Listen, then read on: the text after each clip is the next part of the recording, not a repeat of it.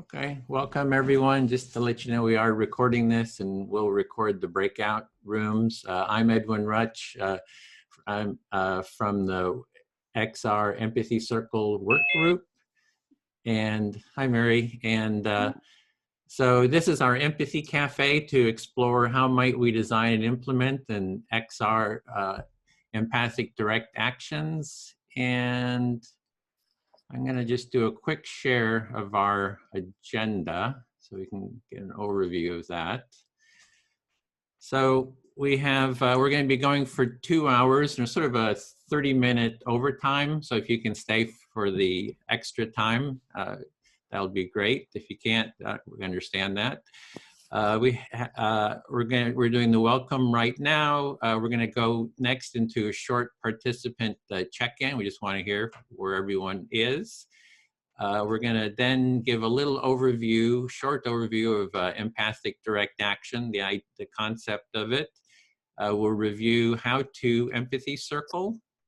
And then we'll go into our breakout rooms. So we want as much time as possible in our breakout rooms. Then we'll come back together and share kind of a summary of what we, the insights that you came up with in the breakout rooms. So I'm going to, if I may, there are new people on the call, so we should just tell everyone that we're recording it, and if you, Timothy, hello, we're recording this meeting, so if you feel uncomfortable with recording, it probably shouldn't be here. I hope everybody is okay. I hope everybody is okay. So can you post that link periodically, Carolina? Okay, I will do. Just because there's a link to a Google Doc where you can comment, where you can write your name, contact info, as well as take notes. And so we just showed the intro. Let me go. Next, we'll go into participant check-ins.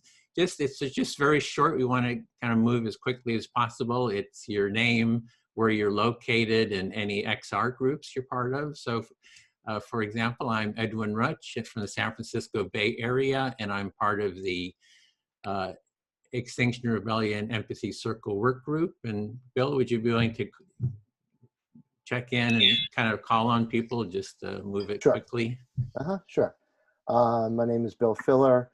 I'm also in the San Francisco Bay Area. I'm part of the Empathy 10 team and also the XR Facilitators training. I'm taking that. Okay. Ben? Yeah, my first time on the call, I went to an XR group for the first time just today, like literally just before this call. And it was really good. And they told me about all sorts of activities they've got going on. And I noticed on their webpage that they have a link to the Bay Area NBC thing and some information about nonviolent communication. So I kind of feel really hopeful about what could be done there.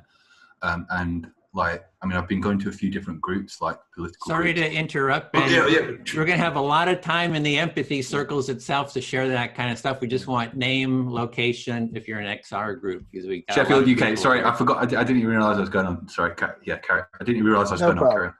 All right, Carolina, you're muted. Yeah, I'm sorry. Hello, everyone. My name is Carolina. I'm calling from Poland, Central Europe. I am a member of XR local XR group, and I am also a member of Empathy Circle team. Great. That's me. Okay, Rowan?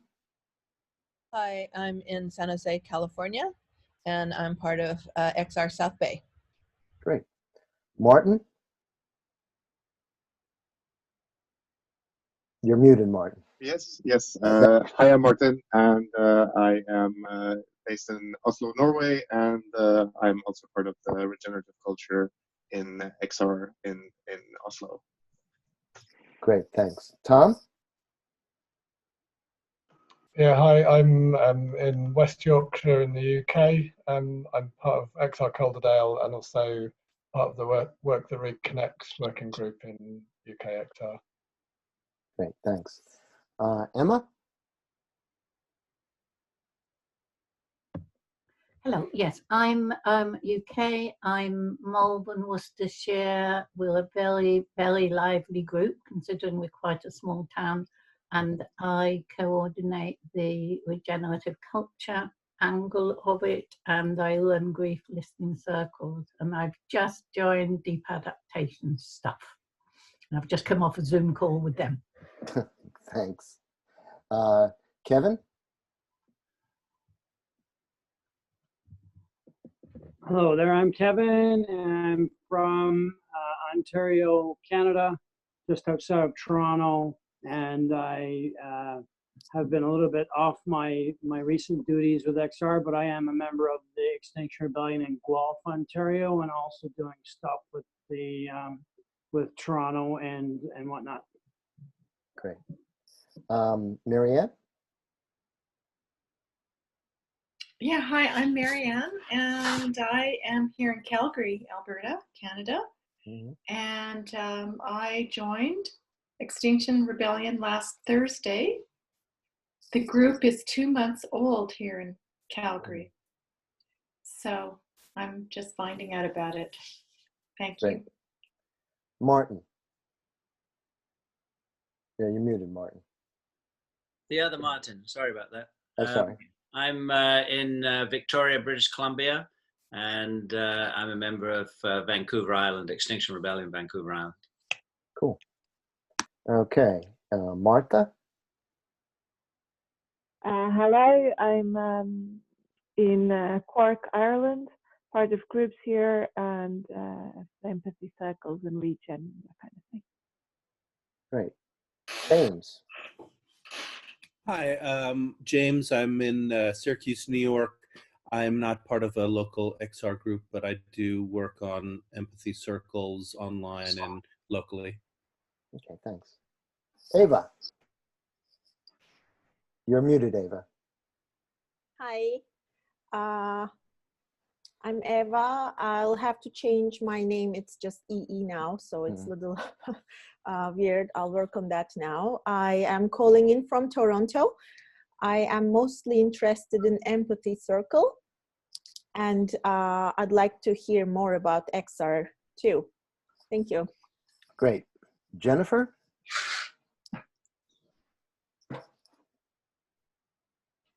Hi, I'm Jennifer. I'm in New York City, Brooklyn specifically. I'm with XR NYC Outreach. Great, great. Welcome. Sophie? You're muted, Sophie. We can't hear you, Sophie. You got to unmute. Okay. Ah, got it now. Okay, can you hear me? Yes. Yep, sorry, I've been having technical issues. I've had to swap from computer to mobile phone. So, hi, I'm Sophie, I'm from Malvern. So I know Emma, who you heard from a moment ago, but I haven't really been able to hear much of what's been going on, hence having to swap to my mobile. So I'm with you now. Okay, we're just doing quick introductions and then we'll break into the empathy circles. Great, okay. Okay. Whoops, somebody was there and then they were gone. All right, Timothy R. Hello, everybody. I am a certified trainer of nonviolent communication, and I like to practice and teach empathy wherever I go. I've been to some Empathy 10 events with Edwin. I'm here in Pacifica, California. Oh, great. Okay. And then I think, Robin, you kind of jumped around. I don't think you had a chance to introduce yourself. Robin? Yeah, there we go. Yeah, great. Yeah. I'm Robin from Canberra, Australia. It's really early in the morning here. Thank you. I'm not fully awake. So yeah, my background's in theatre. In XR, I'm mostly involved with the Red Rebels, but I'm also been involved in the Regen group here. Yeah, and I'm kind of new to the whole empathy circle model, and I'm just interested in learning. Okay. And I just have, my screen is shifted, so excuse me, but Jennifer, have you had a chance to introduce yourself? I'm not sure. Jennifer Van, can you hear us? Yeah, sorry, just had to step away for 2 seconds. I did. Thanks, though. Okay. I'm Okay. almost back. Okay, great. All right. And there's that. Okay. All right. Take it away, Edwin. Okay, thanks, Bill. So I just want to give a little overview about what we're calling empathic direct action. So this is, it's a new sort of a concept. So we're just sort of exploring and creating the concept, but it's about XR showing that XR listens and that it can facilitate constructive dialogue. So this is about offering deep listening to the public and offering constructive dialogue to the public, offering empathy circles to the public and to fellow activists, doing street actions and demanding that those in power, for example, politicians, CEOs, etc., take part in empathic dialogue around issues of climate change, as well as bridging social divides. And really, it's about also kind of at the core, it's about overcoming polarization and supporting constructive dialogue between all people, because really to address climate change, we're going to have to bring people together. And this is also a way of spreading a regenerative and empathic way of being. And what we're going to be discussing here is sort of what's the feasibility of this. And we're just kind of doing an inquiry into this kind of idea. What are the principles behind such an action? What would an action like this look like? And how might we organize it and implement it, and who might take part? So I've got a little video I wanted to show you, just about a minute long, just to give you a little bit of a flavor of what an empathic direct action might look like. And the audio, there's no audio to it. I'm just going to narrate. So this was something we did in Oakland. There was something called Hands Around Lake Merritt. There was, I don't know, several thousand people, 10,000 people maybe around the lake. We set up the empathy tent, this empathy tent there, and we offered empathic listening. So you can see that's the example of the empathy tent. And we worked together with a group called Sidewalk Talk. And you can see we had probably about 10 listeners, and then there's in one row, and then there's another row of empty chairs, and then people came and sat down. We just offered listening about what was ever kind of up and alive for them. And you can see we had even, kids, young children were there, variety of ages. We had like a table for children to do drawings. And again, a young person being listened to. And so it's very visible. It's really about the showing that, the importance of listening, and you can see the row of listeners there. And then we have people just wandering around who are talking to people that are passing by. We engage them in dialogue and then invite them to sit down and be heard more deeply, as well as to invite them into doing empathy circles, which is core of what we're going to be doing here today. So that's just a little overview there. So next, we're going to go into how do we do the empathy circle. I'm just curious, is there anyone that hasn't seen the instructions for how to do an empathy circle? Just wondering how much we need to. Okay, we do. Somebody hasn't, so we will show a little video of how that is done. This is just a short, very short version of it. And let me kind of share that.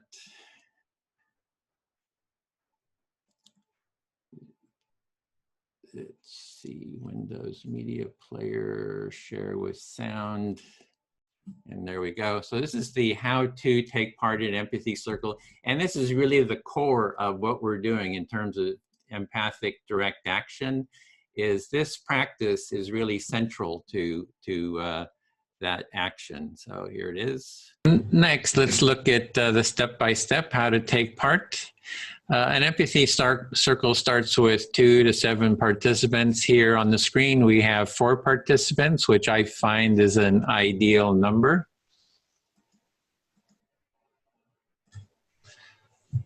There are 4 basic roles, and the roles rotate among the participants as the empathy circle unfolds. 1, the speaker, is the first person to speak. 2 is active listener who actively listens to the speaker. There's the silent listeners, they quietly observe and witness. And the facilitator who organizes, schedules, and hosts the circle. They also do the timekeeping, and they have some experience with the process and help keep participants in the process. However, everyone has the responsibility to hold the process and the practice. So to begin with, the facilitator will start the empathy circle. They welcome the participants. They lead introductions if the participants don't know each other. The facilitator invites participants to give short introductions, for example, their name, where they're from, and something personal about themselves. The facilitator then reviews the empathy circle process to remind everyone how it works. They announce the discussion topic, if there is one. Even if there is a topic, you can always talk about what is alive for you. That is what is on your mind in the moment. And 5, they set the speaker time limits, perhaps 5 minutes, for example. And the facilitator then asks who would like to start to be the first speaker. So at that point, the participant volunteers to be the first speaker. As speaker, you select who will be your active listener, and you can select anyone that you want.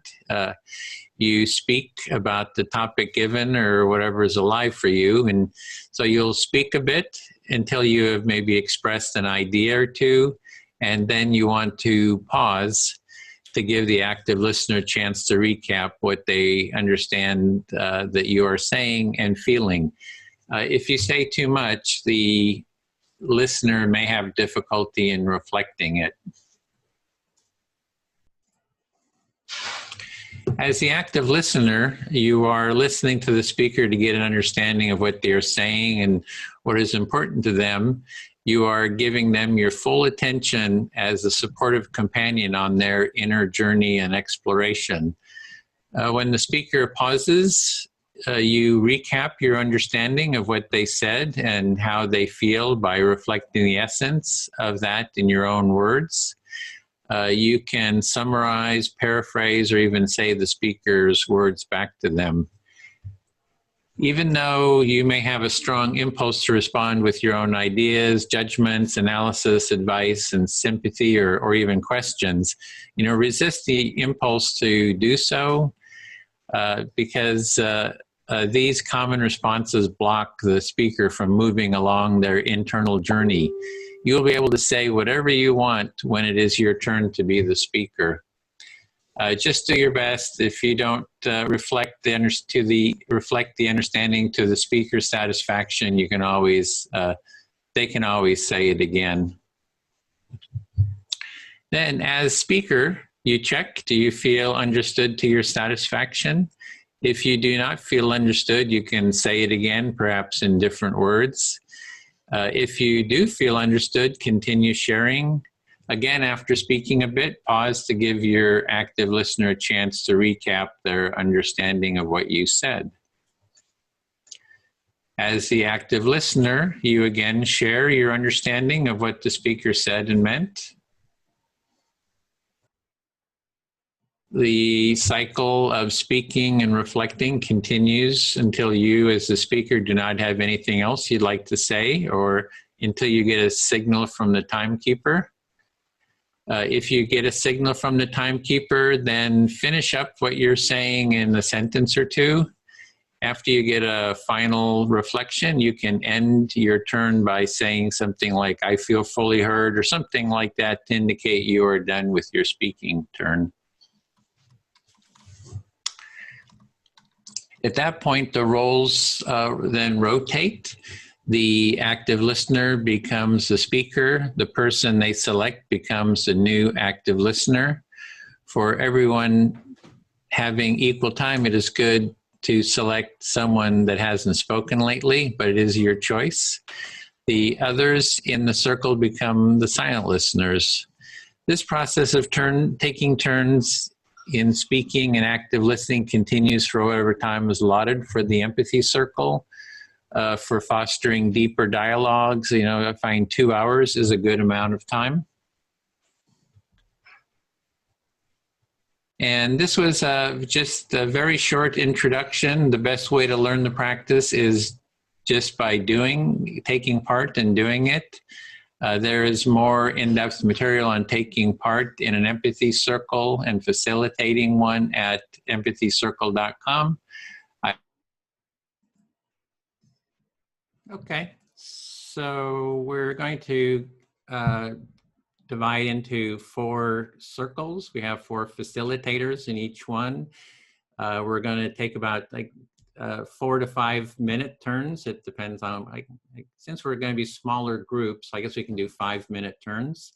We're going to be going until about, we have about an hour and almost hour and 15 minutes.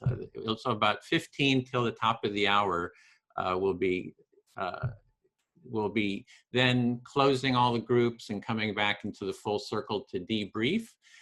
So in the Google Doc, and I'll just remind everyone, we are recording this and the individual circles will be recorded. And in that Google Doc, you can see, if you scroll down, you can see the different circles listed. And it'd be great if you're able to take notes in there. If you can't, that's fine. Or if you want to take notes on paper, because we're going to want to harvest what sort of insights you gained from in the empathy circles, and we'll be sharing those in the full circle at the end. So I think we're set to go into the circles. The first one will be me, then Carolina, Bill, and Martha will be. Is Martha still here? Oh, there you are. Yeah. So it'll be the 4 of us facilitating those circles. So I think we're ready to go. And again, the topic is how might XR design and implement empathy, empathic direct actions. So that's just, so we're just kind of brainstorming, thinking about it. It's sort of a abstract, general inquiry into this question. And so we are ready. Is there anything I forgot, Carolina or Bill? I always forget something. No, Got it. I hope everybody has permission to record. Martha, I think so, yeah. Martha, you can record? Yep. Okay. Remember to record. Start the recording as a facilitator.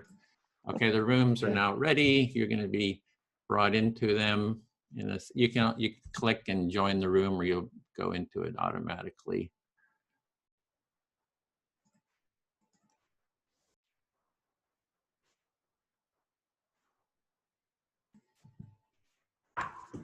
Okay, here we go. So I'm going to set up the stopwatch here real quick. We got to set that up. Stopwatch, yes, we'll do 5-minute turns. And let me set that up. And if someone who hasn't done this before would like to speak to me, I can just model the empathic listening. So Rowan or Ben or I could do Rowan, that. Great. Yeah, this is my first time coming to an empathy circle, but I did watch the videos, so I hope I have an idea how it works.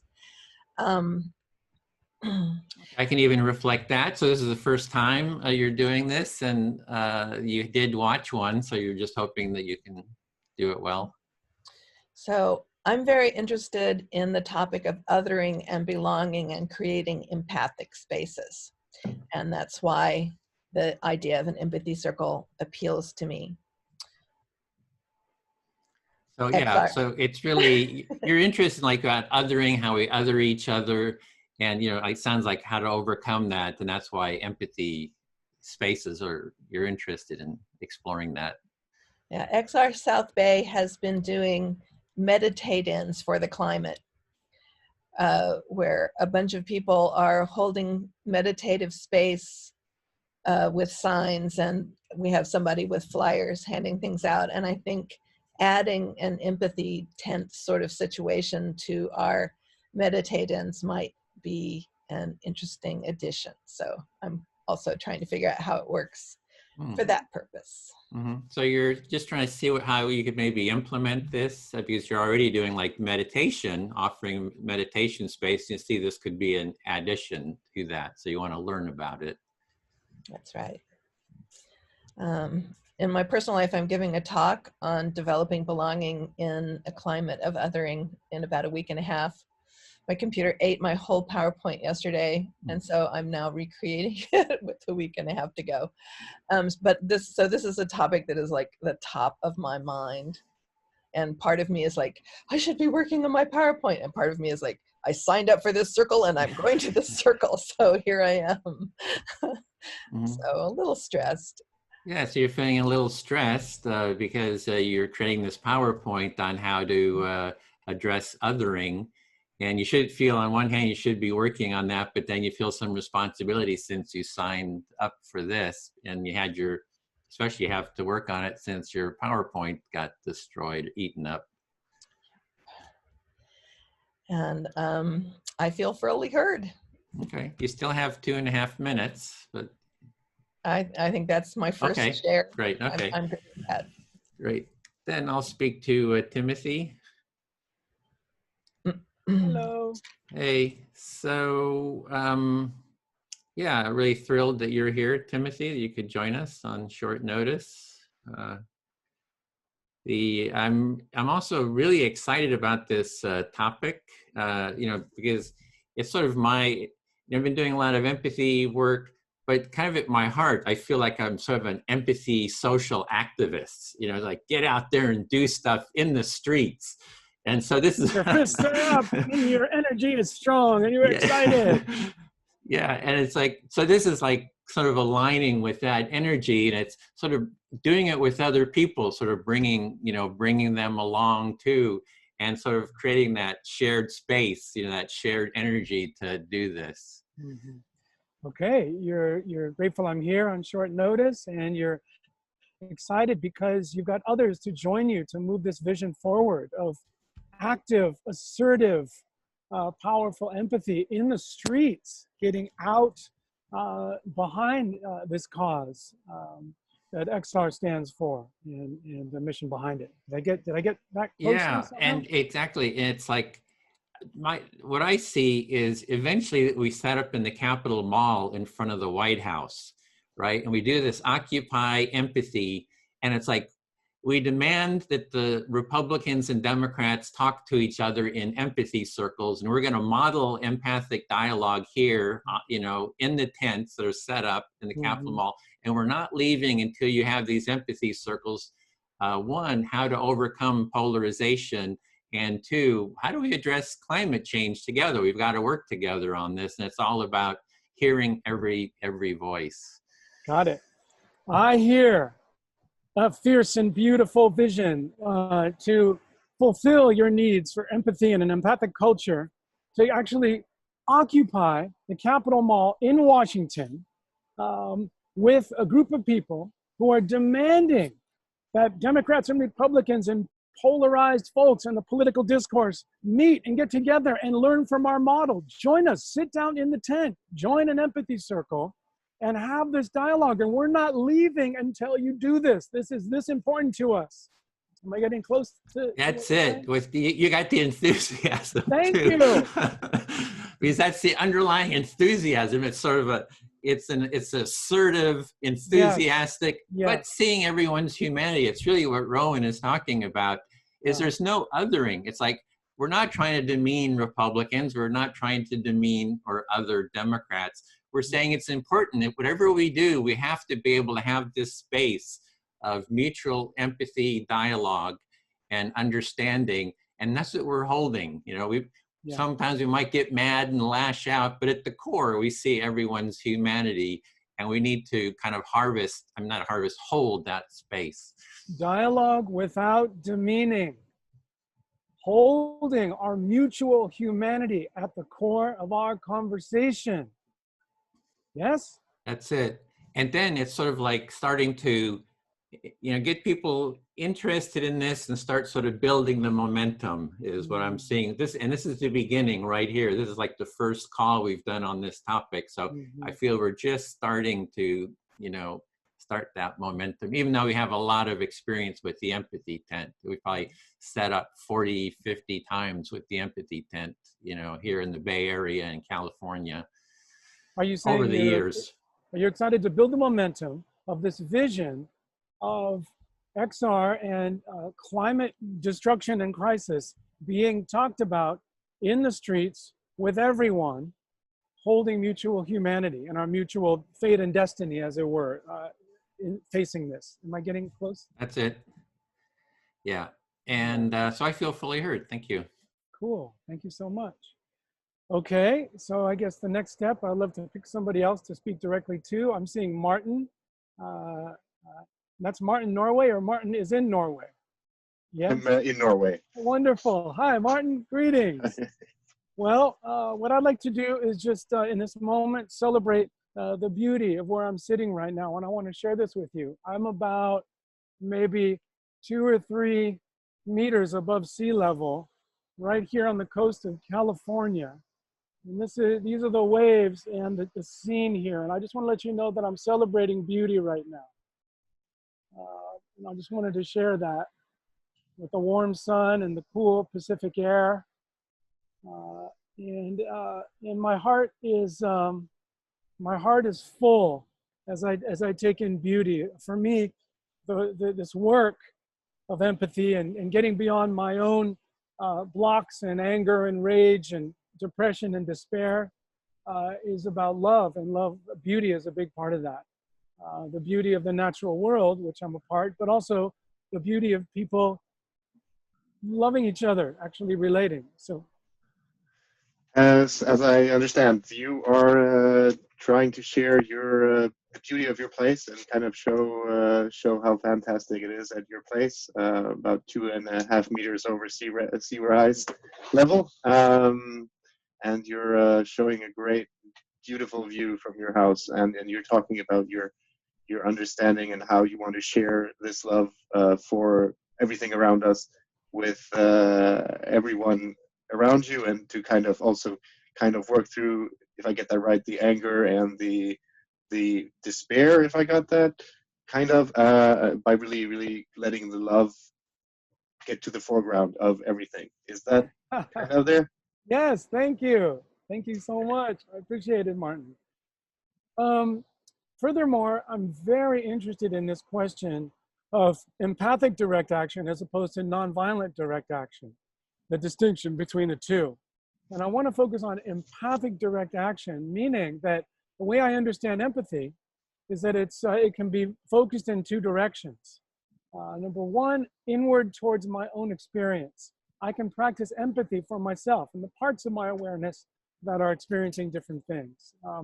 Furthermore, I can extend empathy or understanding to others around me, like we're doing right now. And I'm wondering how both of those can be assertively applied in the world to powerfully invite people into that. But there's also this paradox, because empathy for me, one of the main conditions for empathy is choice. There's willingness and choice. So I would want to make a powerful invitation, but it's hard for me to imagine obligating or demanding somebody practice empathy, because that would set up resistance. So I love the idea, and the different directions of empathy, and I'm wondering how to apply that, and I'm excited to talk in our small group about that. And I guess there is a nonviolent way to assert empathic invitation, which is I'm going to sit here and not move until we have an empathic dialogue. So maybe that's possible, but I'm sitting with that question. Thank you. As far as I understand it, and remember, you are trying to find the difference and the distinction between empathetic action and direct actions otherwise. and how that reflects on the inner experience towards the outer experience, and especially like how to connect those parts together, how to kind of not make people feel like they are forced into something, and include kind of empathetic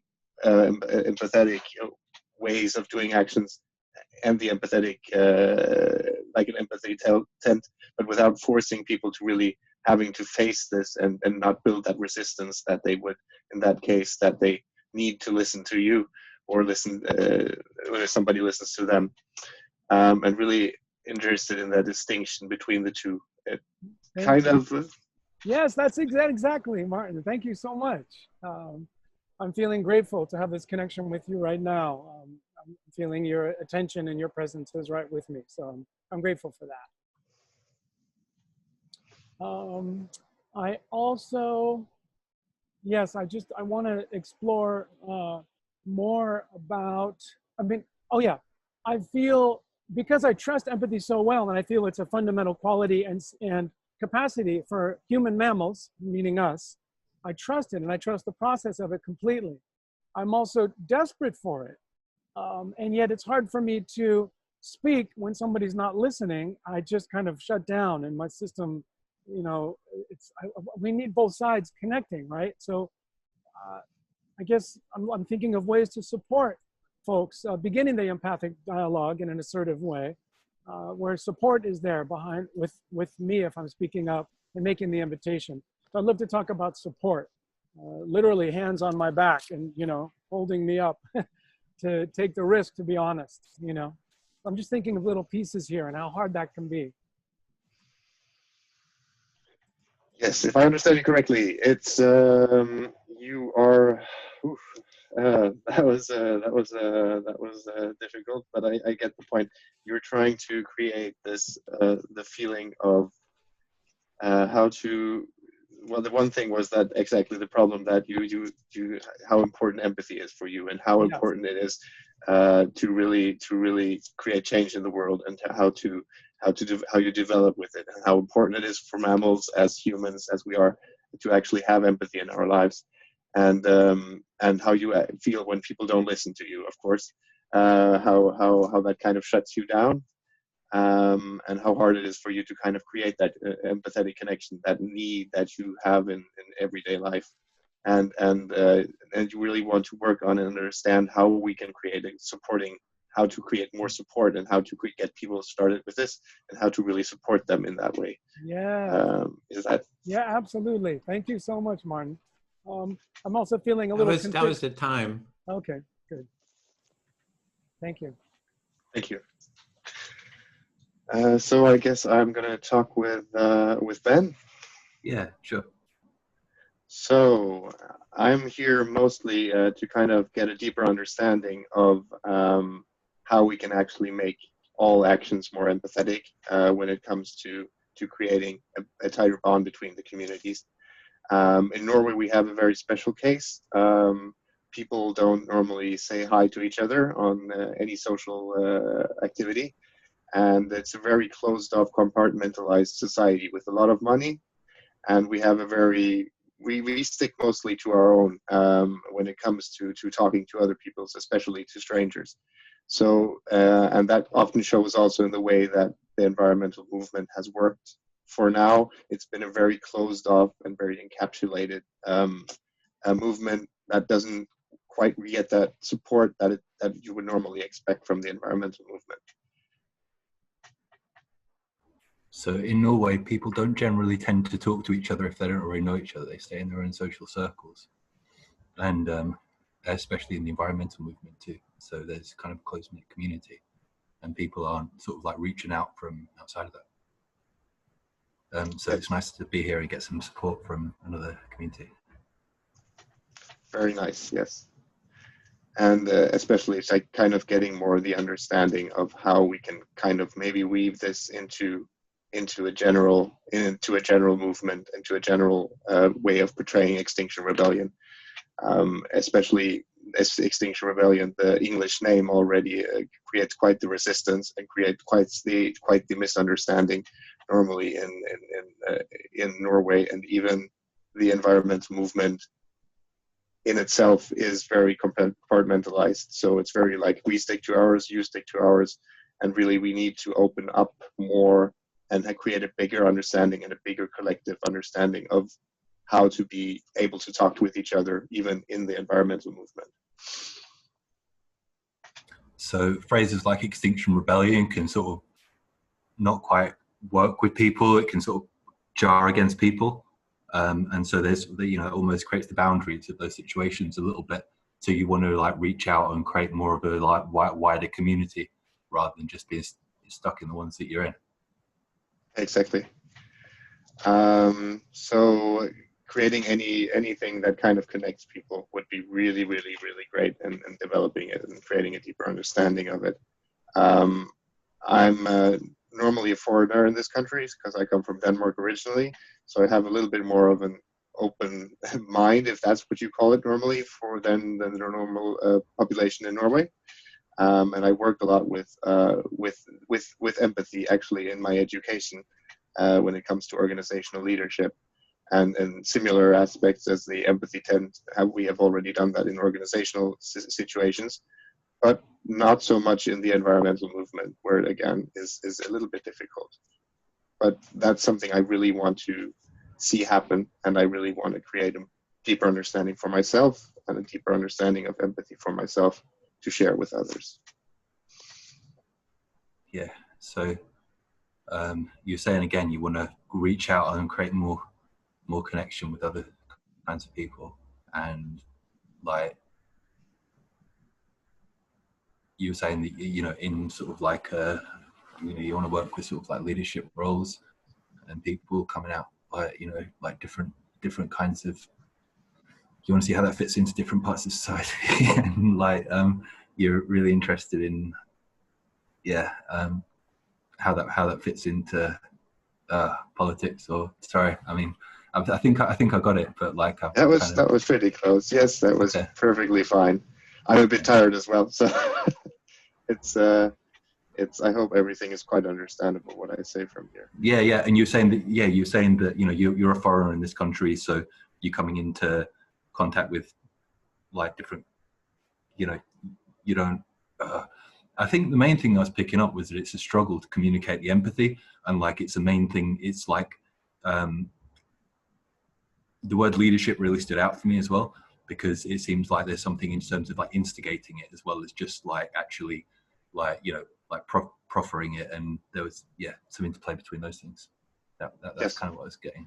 It's pretty close. Yes, pretty close. Yes, it was kind of the I work in organizational leadership, but I in that part it's kind of it's very important.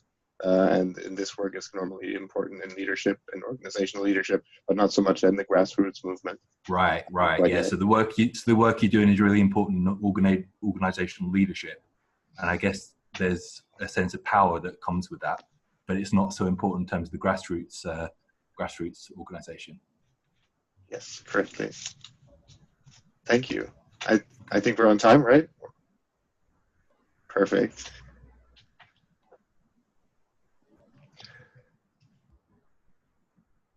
And that was.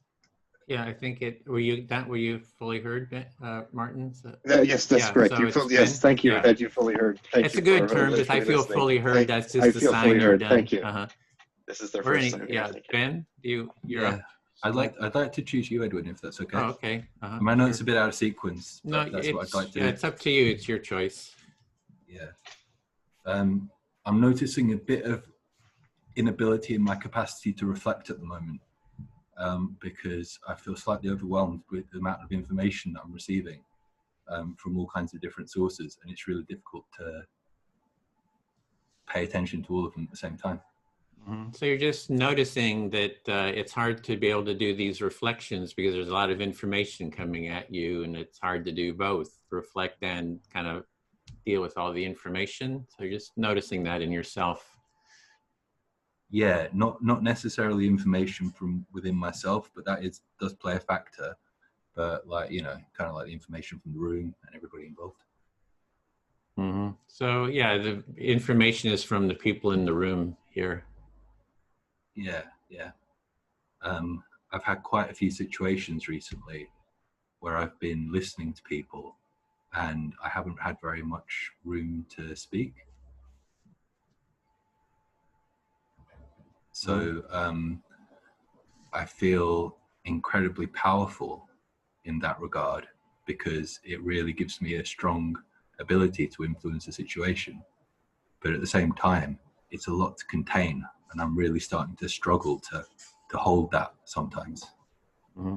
So you've been in situations where you're doing a lot of listening to people, and you see that has the benefits, because you can sort of it's powerful in a way, in terms of, but that you realize that by not speaking, it's just a lot to contain, and sounds like maybe a struggle with that. Yeah, and people can't always hear everything that I want to say if there's a lot going on for them. For example, I got a taxi back home a little while ago, and there was a small little thing that came up, and the cab driver got very angry at me.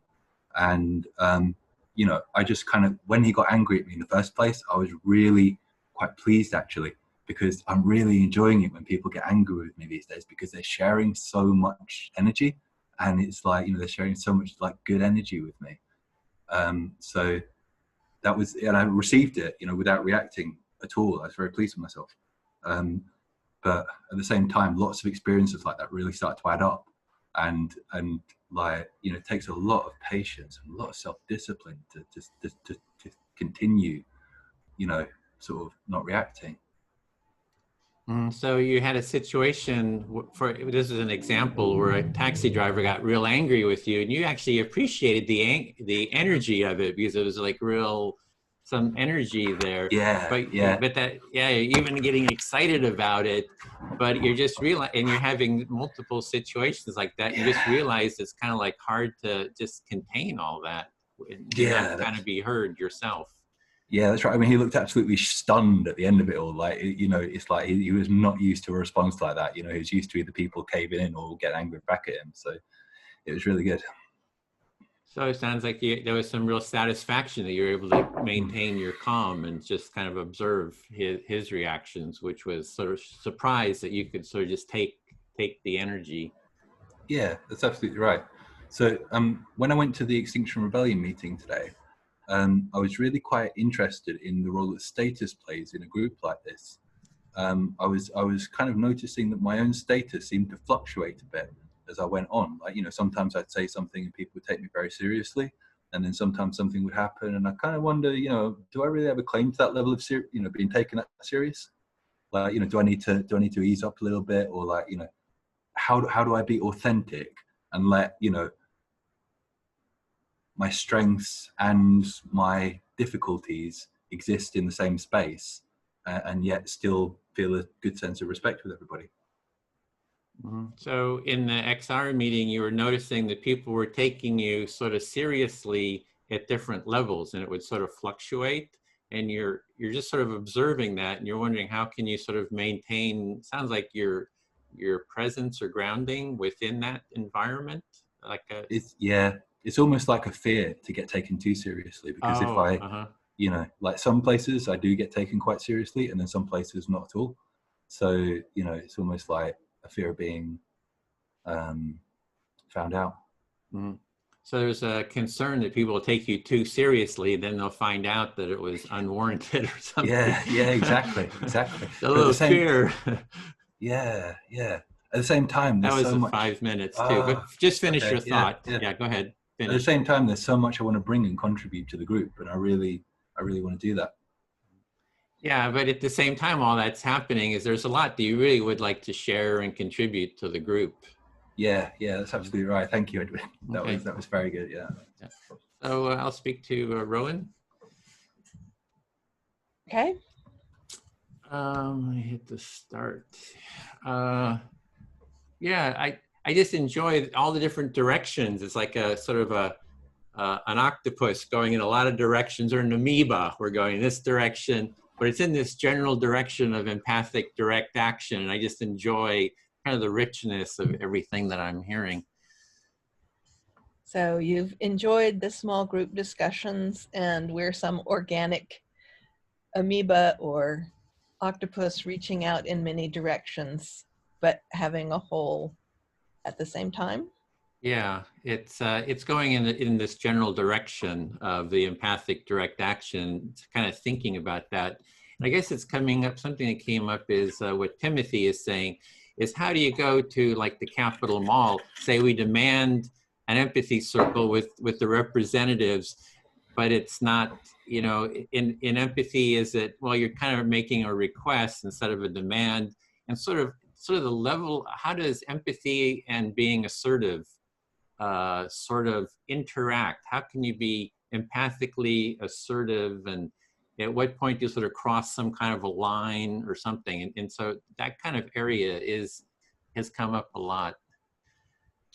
So I hear you saying that there's a tension between asking for empathy participants in a place like the National Mall, and is there a line that you cross between empathy and assertiveness that undermines what you're trying to do? Yeah, that you're sort of not embodying it anymore. So how do you embody an empathic presence, but have an assertiveness in terms of changing the culture dynamics? Because, like, you know, the culture is kind of set up in this hierarchical, certain people get heard, some people don't. It's sort of like the, you know, the South, right? Those white supremacy, whatever. There's a hierarchy and authority, and, you know, demanding that people listen who are higher up in the authority kind of shifts. It's like you're putting people on an equal level, and it's just, yeah, how do you sort of navigate that in an empathic way? Wow, that's a lot. Yeah, it's like complicated. So I hear you talking again about the tension of demanding people participate in empathy, especially given the current social milieu of hierarchical organization. And I think I lost the rest. Yeah, it's kind of like, I'm imagining here, I'm here in Berkeley, I guess you're in the South Bay. We set up Occupy Empathy, you know, direct action around the BART station, you know, near the City Hall. We offer listening to people that are coming by.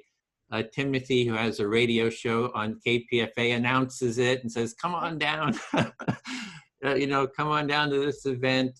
And we're demanding that the mayor and the city council all take part in empathy circles, right? It's like, that's like a tangible step right there.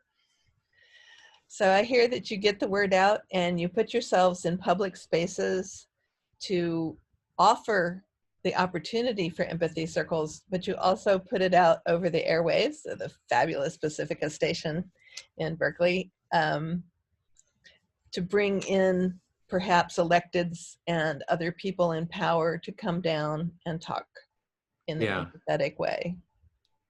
But it's a demand.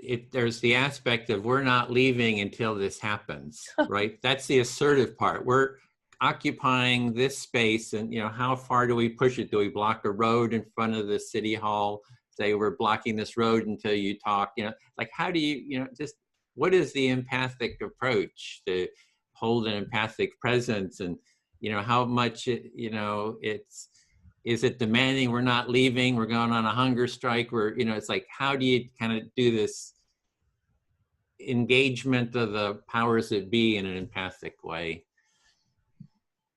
I hear you being concerned about the tension between demanding empathy and inviting empathy, and how far do you take it?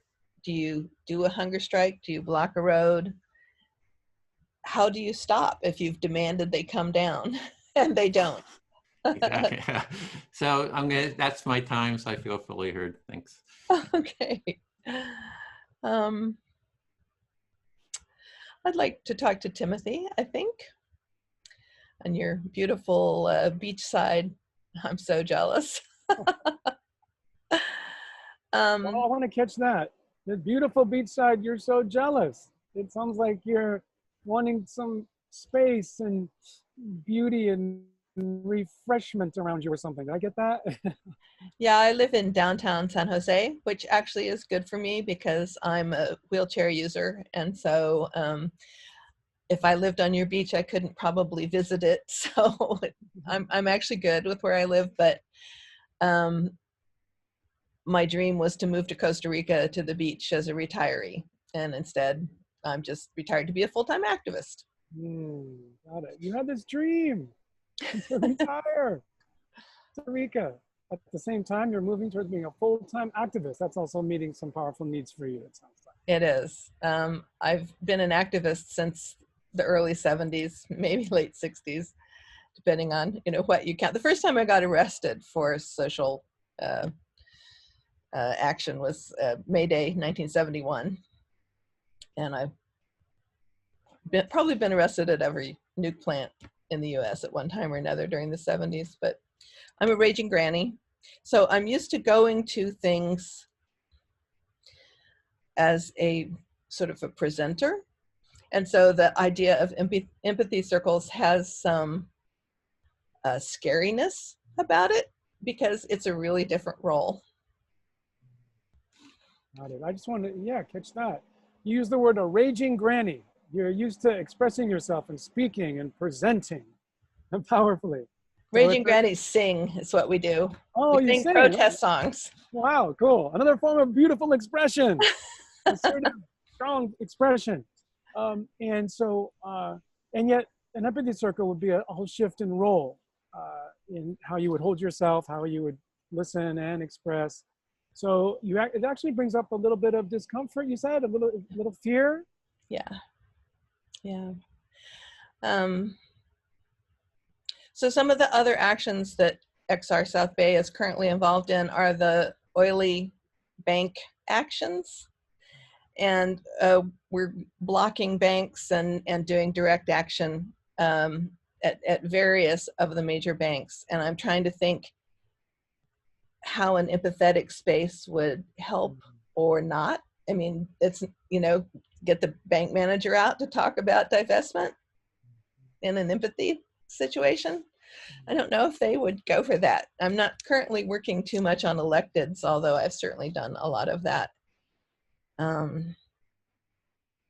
yeah, I would love to have a chance to brainstorm how to incorporate empathy circles or tents or whatever into what we're doing as XR direct action. Got it. Okay, so you're sitting with the question, how to incorporate empathy tents, empathy circles, or just empathy itself into the direct action that you're particularly focused on. I like the word oily banks. I appreciated that. The banks that are funding fossil fuel, pipeline development, things like that. And you had this image of, wow, the investment director or some director of the bank coming and being part of a dialogue. And you're not sure that they would necessarily be willing to go for that, but you're still have a hope, or you're curious about how that might actually happen. How that might work. Yeah. Thank you. Let's see, what else is up with me? I think once again, I've been fully heard. Thank you. Okay, thank you, Rowan. Okay, let's see. Looks like Benjamin's not there. Edwin, I'd like to speak with you. Is that okay? Listening. Yep, okay, thank you.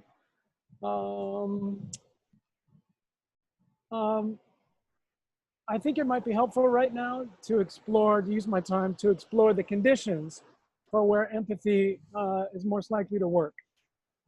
Because if, as Extinction Rebellion is designing direct actions, there are conditions that we would set it up where it most likely would fail, even if you're being assertive and powerful and everything, most likely would fail.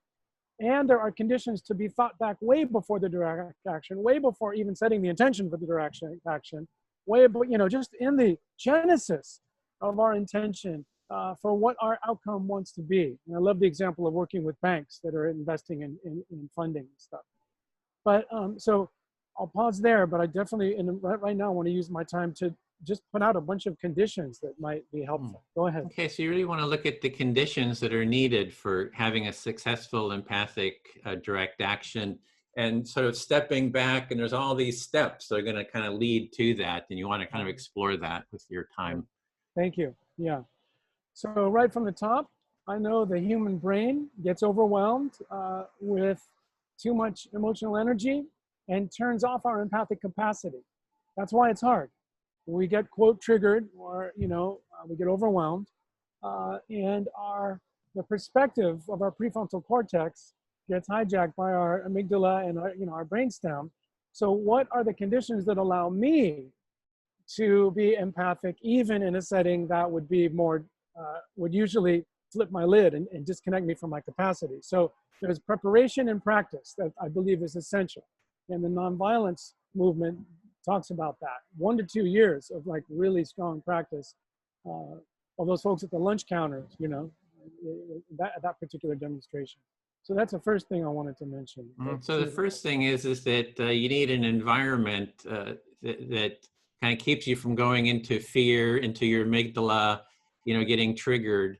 And you need training. I would want training. Yeah. So you need to create the conditions for that. And the first thing is really a lot of training, just like the lunch counter. Yeah. Civil rights. They did, 2 years of training to kind of prepare for that moment. Yes, exactly. So I just want to really name that. But also, what are the conditions in the moment? Well, you need time for empathic dialogue. I'll give you 1 minute. That's not going to really help, right? So you need time. You also need space, somewhat safe space, so both brains can be settled enough to actually engage in a relational way. So time and space. And then there would have to hopefully be some motivation on both parties, some sort of motivation that would see some value in it. So whatever that might be, those are just 3 right off the bat that I would want us all to consider in our planning. So 3 considerations is first is having the time. It's like 1 minute's not going to do it. And the space, sort of a place. And then there's going to be some kind of underlying motivation that needs to be considered as well. Yeah, thank you. Yeah, and I don't have my list in front of me, but I know there's a lot of other conditions that can help. Conditions that would bring us together in relational awareness of our shared humanity, of our mutual humanity. What conditions, that's my question, what conditions help humans do that? There's many from social psychology, but that's just a question, another piece I would want to put up there. So, and if another condition is like, what will allow everyone to see their common humanity? And you have some just information about that. There's things that'll help us see that. Yeah. And then actually having a language to be able to connect to somebody else's experience. With nonviolent communication, it's helpful for me because you have observations, what's got somebody upset, then you have their feelings, and then you have basic values that we all share. That helps me see the humanity in somebody else. And there's language describing those core values with nonviolent communication. And then hearing somebody's requests. So those 4 kind of basic steps and the language behind that I have found helpful. So having some language, maybe that's part of preparation or training. So part of preparation and training is having some language to discuss this, and you're familiar with nonviolent communication, seeing observations, feelings, needs, and requests. Universal values. Universal values kind of connect with that. Oh, and that was the time too. Thank you. I feel heard, Edwin. Thank you. Okay. Then I'll speak to Martin. Okay. The clock. Yeah, let's see. Yeah, I do see that too, is it takes a lot of preparation. And right now, I think what we're doing is preparation. Like right now, this is some of the best preparation we can do, is having these empathy circles to discuss what the possible actions are. Yes, and so you kind of also see the point in that it takes a lot of preparation and to kind of build this kind of empathy action, and that's kind of what we're doing right now.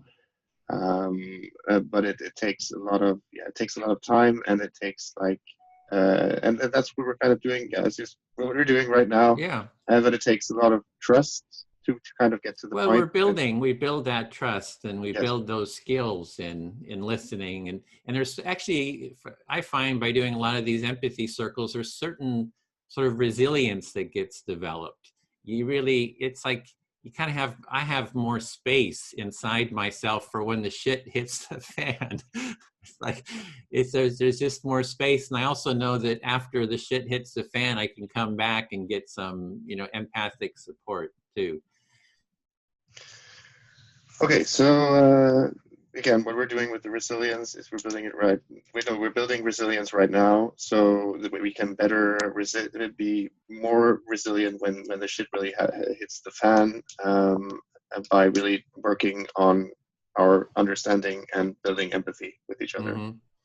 And we do this, like I mentioned, the empathy tent. I've been setting this empathy tent up in this area since Occupy Wall Street. So bought this tent, we set up, it says you saw the pictures of it, we set a lot of different events. And so we have, here in Berkeley, we've had the conservative right wing come and do demonstrations, and then the left wing, Antifa, come and do counter demonstrations, and they have, these fights. And we have the empathy tent right there offering listening to both sides. And we had so that's the shit hitting the fan. I mean, it's like, people are getting bloodied. I mean, they're like pounding each other. It's like blood. It's like, it's very stressful. So you've been kind of doing this already by setting up empathy tents since the Occupy movement, and also where you are from in Berkeley.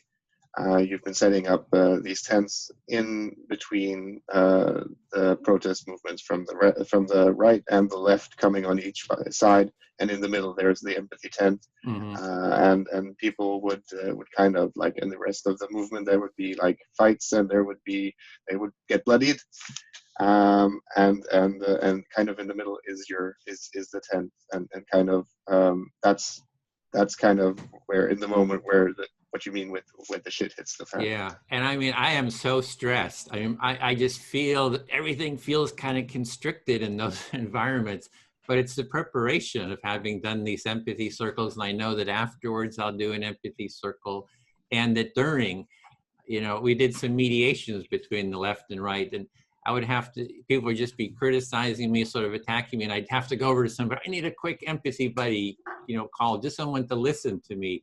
And that would kind of ground me.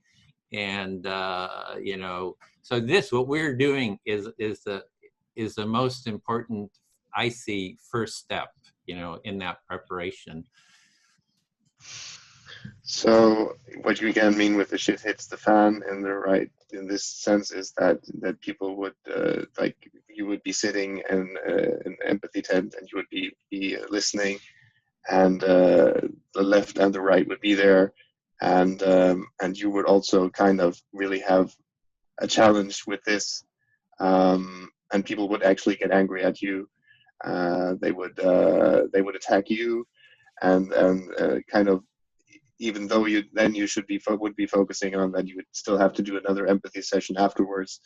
But you would then also need somebody like an empathy buddy afterwards to kind of really give you, to kind of listen to what really happened with you in this situation, because it is quite a difficult situation. And that's kind of what you see as the most important. And part of what we're doing right now, again, is kind of making this preparation the most important part of the preparation. Yeah, because when I feel heard, my stress level goes down. After a couple hours of this, you just start feeling connected, you're feeling more spacious. So it's very important. So yeah, yes, you feel, of course,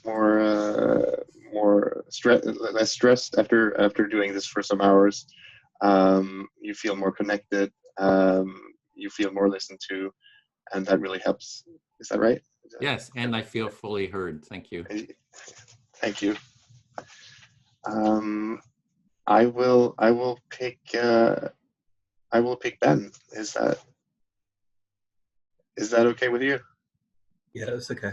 Yeah. Then you go ahead, right? if there's... No, you speak or and I he speak here. listens. Okay, okay, that's right, right, good. So I really feel, I'm going to take this a little bit slower. I really think this is already starting to show some really positive signs, this work that we're doing so far. I feel there is quite an understanding of the same things. I feel that when I heard Timothy speak earlier, exactly this, where's the line between pushing and actually having empathy and not pushing the line too far? Where is this proactive and where does the line go? And when I hear Rowan talking about this being a very uncomfortable situation and kind of new situation, I can definitely also agree and see myself in this. This is quite new for me as an activist as well, doing direct actions for some years. And also, when I heard you, Ben, earlier, it's also the same feeling that I kind of get in meetings also, when this authority level kind of gets in the way of what I really feel that people are hearing me as, and it always doesn't feel always completely genuine. Yeah. Okay,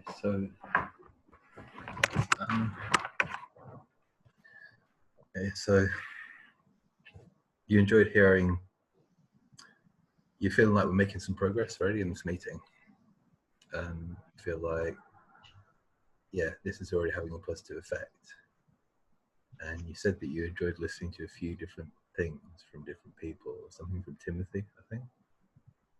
The thing about boundaries or finding a way to, yeah, I've lost it, sorry. Not being too aggressive when doing an empathy action, for example. Oh yeah. Not being too aggressive. And oh yeah, what Rowan was saying, which I didn't catch. It was the thing of this being a totally something new for me as well, and a little bit uncomfortable actually. With including empathy in an action. Okay, so it's new for you and it's a bit uncomfortable.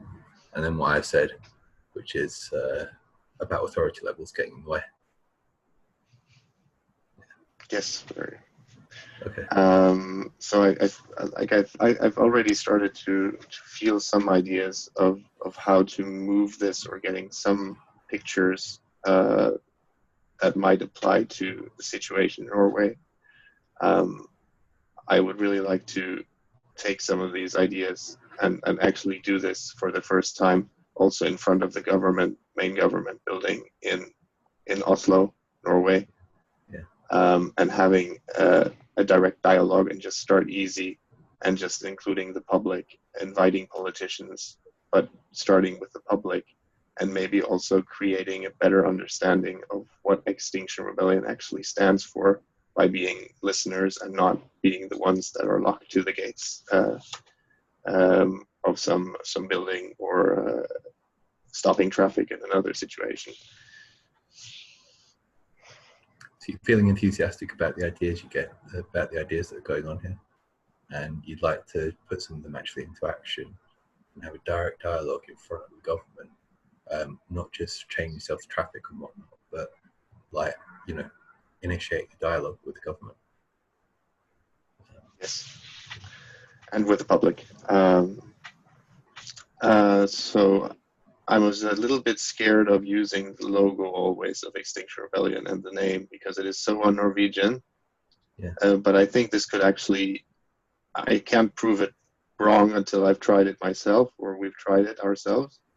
So before that, I think actually it is quite, I think it would be a good idea to just at least try it for a couple of days, and just setting up a tent and having maybe a comfortable setting in front of the government building. You can rent the space in front of it, totally legal. It's open for everyone. So you have the possibility to always get a place where you can actually set up tents and set up a comfortable situation and create something new, instead of angry people shouting or people protesting this and that. Yeah. So you'd like to rent a space in front of the government building and actually set up a tent. Like, you know, it sounds like you're actually thinking about doing it. Like, you know, like setting up a tent and creating a different alternative to just people shouting in an angry way. Exactly. Oh, and we're done. Thank you. I feel totally, I feel fully heard. Thank you. I'd like to choose Timothy. Hello, Ben. Hey. So, yeah, I was interested in the thing about, you know, forcing empathy. That was really interesting to me because, like, I was kind of thinking about what situations might engender trying to force empathy, and how that might happen. Okay, so yeah, you're interested in the idea of how to force empathy or talking about that, and then you're actually wondering about specific situations or things that would allow that to happen or see that happen. Yeah, I guess I don't think you probably can force empathy, but then the thing about you know, like sort of setting up a barricade and making people empathize, or, you know, we're not going to go away. That's interesting. Forcing communication. That's interesting. So when you say that's interesting, it sounds like it's more than interesting. You feel a little bit intrigued and slightly a little bit excited about the possibility of setting up a barricade and really forcing communication to happen. Can we get that? What? Yeah, that's right. I mean, one thing that's been interesting to me is gradually escalating a situation and giving like forewarning before escalating a situation. So saying to this person, you know, okay, well, if you're not going to communicate with me, then I'm going to do this, and then, you know, I'm going to sort of, and then, you know, following through. So you have a curiosity or maybe a value of forewarning, where you're giving a warning and there's a stepwise approach. You're not going to communicate with me. Here's the next thing I'm going to do. We're going to do that. Yeah, if it doesn't happen, then here's the next step. Just it could, yeah. I'm not sure how effective it would be in some situations, but it is a way of, you know, I'm trying to think about creative solutions that aren't reactive. Creative solutions to engaging in communication that are not reactive. Yeah, when one party isn't willing to communicate. When one party doesn't want to communicate. So also, I've been, I don't know, I guess I'm feeling angry about how fucking stupid everybody is. It's like, you know, in the last part, you feel angry about how fucking stupid what? Everybody is. Everybody is. Like, you know, I'm coming into this environment and there's more intelligent communication going on. There's, you know, there's listening going on. And it's like, it's like, there's so little of that in the world. It's like, it's so difficult to come across somebody who can listen to a reasonable degree. Like, everybody wants to fucking talk all the time. So, and there's so much reactiveness, and people don't notice themselves getting reactive. And the amount of fucking patience sometimes that I need to deal with that is fucking so full on. Yeah. I keep getting it over and over again. Like, yeah, it's really frustrating. Yeah. Searingly, burningly frustrating to realize and look around how fucking hard it is to get some damn people that aren't stupid and blown out by all their reactivity and actually have some modicum of a capacity to listen. And it's taking so much patience on your part. It's like almost too much. It's like, am I getting close? And I'm finding it really difficult to treat people with respect when they're acting that way. But at the same time, it's almost like they want respect at the same time. You know, it's a human need. Yeah. So it's a real challenge. Yeah. In your state of fury and irritation, way more than irritation. Just, you know, almost like this burning experience. It's hard to extend respect to folks in that state. It just is. But they still want it. They still want it. They want it, and you understand that they want it. Everybody wants a little respect. Like, value that as well. Yes. Yeah. at the same time, I'm not perfect at all, and I've got all sorts of problems, but like all sorts of like, you know, reactiveness in different ways. And I kind of rely on other people to sort of, you know, point those out to me. But if I can't bring myself into a situation more fully, it can be really difficult to learn about that sort of thing. And you know, I could become almost like a god because I'm just fucking listening to people, and they're so bloody reactive that I you know, they never get to point any of my flaws out because they never see any of them. Got it. So you're pointing out how important it is. You're not perfect and you got reactivity, but how helpful it is when people can help you see that. Yeah. But they're not seeing it because they're all going off and reacting and expressing, and you're listening, and they're not seeing your needs and your desire for a little feedback. It's like there's a fundamental imbalance, and you're holding the burden here. It's not these other. Is that what it's like? That's it. I have a really strong desire to take over a situation and lead. I'm getting involved in politics and all sorts of other things, and I really want to, you know, I feel like if they put me in charge, I'd have loads of really good ideas and creative politics and creative solutions. But getting to that point is difficult. Getting to the point of being in a position where you have the power and the space to be heard. It's hard to get to that point. And you know and you trust that you've got some creative, helpful ideas and you love to be able to contribute them. And it's hard to see how to get there. Is that it? Taylor Swift says, you know, in any assembly, though you have wedged them ever so close, one can observe that there's room enough above their heads. But how to get quit of numbers is the crucial point, because getting quit of numbers is as hard to get quit of as hell, or something like that. Sorry, I'm aware I'm running out of time. No, okay, that's 5 minutes. I missed a few of the words there, and so it's hard for me to catch that last piece. But maybe we'll just let it stand. I'm wondering if you feel heard. Do you I do feel heard. Yeah. Okay. Yeah. Cool. Thank you, Ben. Cheers. Thank you. Thank you. Yeah. Let's see. Edwin, how many more rounds do we have in this? I think we have about maybe 1 or 2 more rounds. Not rounds, but speakers. Speakers. Okay, got it. No, we have more than that. We have a bit. We have about. We go for another 15. About 4, I think. Okay, cool. All right. I would like to be in dialogue with Rowan, my neighbor to the south. Yes. Hi, Rowan. Hi, Timothy. Hi. First thing is, I just want to say how much I respect your years of activism. And the first time you got arrested was demonstrating against nuclear power in the 70s. Did I get that right? No, actually it was May Day, 1971. We took over the bridges to Washington, D.C. and shut down the government. Oh my God. Wow. Okay. I was only born a short minute before that. But here's what I want to say. Hearing that, just hearing somebody of that with that many years of activism and putting your body out there, I have so much respect for that, because I have fear for that. I haven't been arrested. I don't really want to do that. I want to set up conditions for empathy, you know? So I'm really touched and moved by your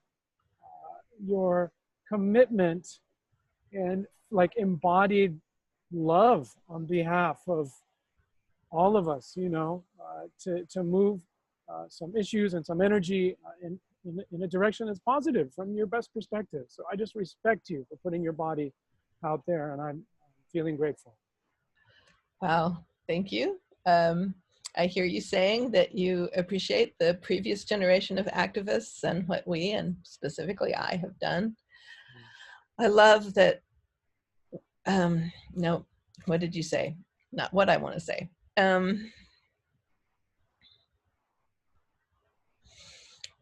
I hear you appreciating that there has been activism and direct action, and that direct action is scary, which it is. It absolutely is. That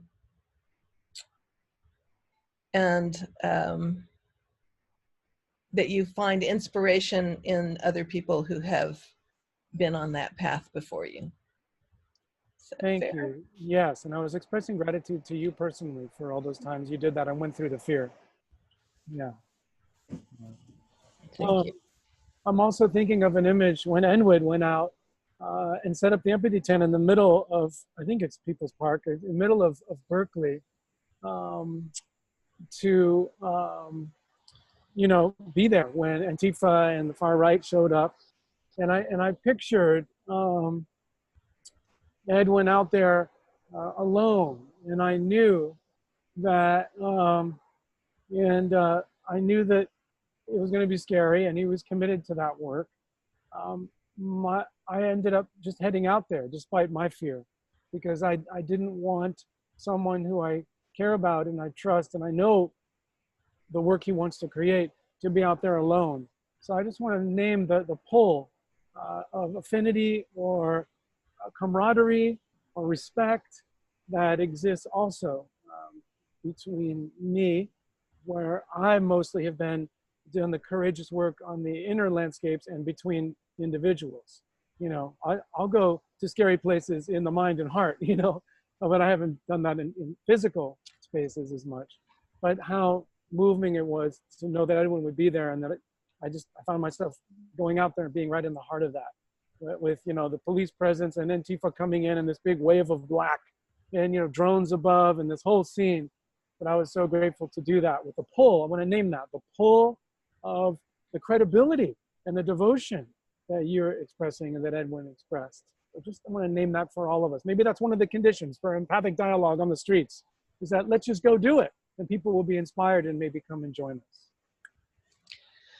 Okay, I hear that you are inspired by Edwin's actions in the demonstrations between Antifa and the alt-right in Berkeley and the Empathy tent in People's Park, and that his courage and being there allowed you to come out into that environment and find your own courage and empathy and be able to take part in direct actions in a way that you perhaps hadn't before, because you've done the inner work and you've done interpersonal work, but you haven't done so many direct action type activities. Yeah. So I'm speaking about courage and love.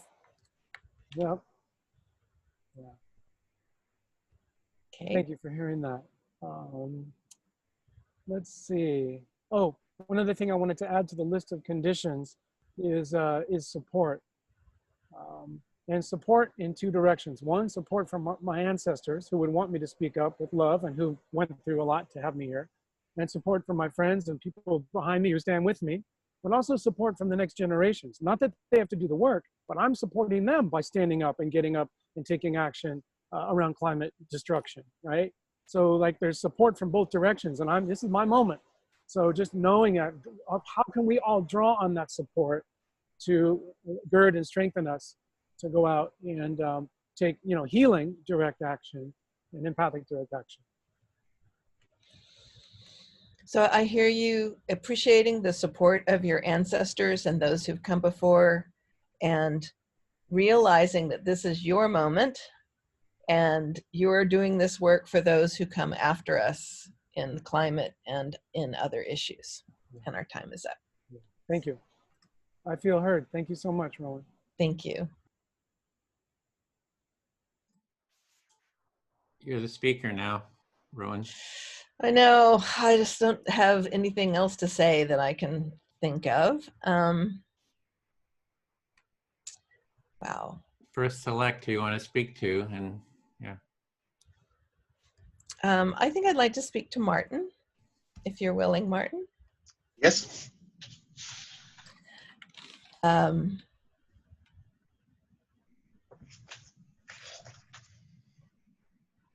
I'm really intrigued by your work and desire to do this in front of your municipal building or state building. It wasn't, I've lost. It's a government, it's a government building. Government building, okay. And I do a lot of lobbying in Sacramento for various organizations, and I'm trying to imagine how that would work, and I think it would actually be really cool. But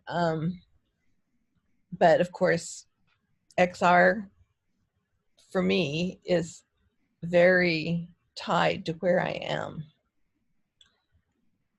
We did, I'm going to stop because you need to reflect. Sorry. I can't go on too long, or you can. Okay. Thank you. So you were really inspired by the idea that I would want to do something like this in front of the government building in Norway, and you're kind of thinking about a similar situation in Sacramento. Is that right? That's our state capital. That's where the state capital is, and kind of do something similar because you work a lot with lobbying groups. Was it, or with social justice groups? Social justice groups, and do something in combination with that. But was there something about XR and being a little I'm thinking about our local. I think of XR as being a local. You work where you are. Exactly. And so we've done things on the plaza of City Hall in San Jose, like die-ins. But I don't think we could do a tent because you can't put fixed things. Like when we brought coffins, we had to hold our coffins so that they weren't, we didn't have to pay the fee to be on the plaza. We could just die in as dramatically as we wanted to. And I'm wondering, but we got what we wanted. We did our die-ins for a few months, and they passed the resolution we were trying to get them to pass. And so we haven't done a die-in in a while, which I actually kind of miss because I love dying in. It's something a wheelchair user can do very, very dramatically. I bring my big chair and it goes back, and I just get to die. Because that's what this is all about. We don't want our world to die. And so by acting out a possible future, a possibly probable future, I think we raised a lot of awareness, at least of those city workers. And I wonder if we could get them to come out and talk to us. So what I heard is that it's kind of, again, the local thing. It's you want to do something in San Jose, but it's kind of hard to get a tent in front of anything there because it's kind of a fixed structure, and that would cost money. But so even though you did the die-ins and the coffin actions, you would have to hold the coffins, but the die-ins are kind of a great way, also portraying this, and you've done it a lot the last year. It's a great way of portraying that our world is dying and we don't want to die, and that you would actually like to do that again, and they would do a die-in again, and that. Let's see if I got the rest. So it was, you got the, again, that it's really easy for you to do a die-in as well. It's a very simple thing to do, and you can do it in a wheelchair, just going back, and it's maybe was it more difficult to do an empathy tent or an empathy kind of setting? Was that what I got at the end? I think it would be harder to put up a structure without paying for it. I mean, if I was 20, I would be a Red Rebel in a heartbeat. I cannot figure out how to be a Red Rebel in a wheelchair without breaking the dynamic of the movement that makes the Red Rebel contingent so powerful. And so one of my challenges is to find actions that I can still do. I'm not really doing direct actions now because I know how badly the police could hurt my body. I'm a support person for direct actions at this point in my life. But so being in an empathy tent sounds like something I could do. I could sit in my chair, across from a chair, and be there for people. And so that's one of the things I think is really attractive about this to me. So again, what I heard you say, you would, if you were 20, you would become a Red Rebel in a heartbeat. But you feel like you can't. But you feel like your movements are not quite the way as they should be with the Red Rebels and the way they portray their work. But compared to having an empathy setting where you could easily just be sitting somewhere and listening, and that's kind of what attracted you to this idea as well. And that's something that you can actually contribute to and actually do in a setting. Did I get that right? Thank you, Martin. I feel heard. And our time is up.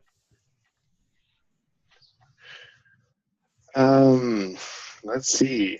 Can I talk to you, Edwin? We still have another. Yeah, one more. I think this will be the last one before we go back to the full group.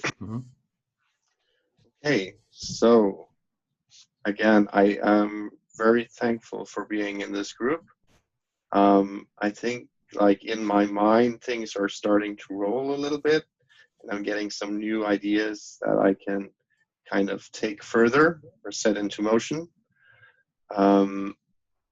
I've been very involved with Greenpeace over the years as well, so I'm starting to think that it's more of a brand name that actually would make this work a little bit easier in front of the big oil companies like Equinor, which are quite accessible in Norway. But the problem I see all the time is this I still can't get around this, how to really mitigate the resistance and make it a really inviting setting, or make it a really inviting thing for people.